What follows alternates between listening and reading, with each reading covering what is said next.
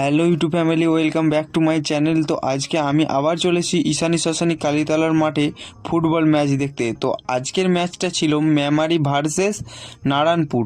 তো মেমারি দলের জার্সির রং ছিল নীল আর নারায়ণপুরের জার্সির রং ছিল লাল। তো মেমারির দল তো নেমে পড়েছে, কিন্তু তার কিছুক্ষণ বাদেই নারায়ণপুরের দলও নেমে পড়লো। তারপরে ওদের একটু ওয়ার্ম আপ করে নিল, তারপরে শুরু হয়ে গেল ওদের খেলা। তো ওরা খেলুক, আর তোমাদেরকে তারপরের ভিডিওটা সিনেমাটিক শটে দেখাই, চলো।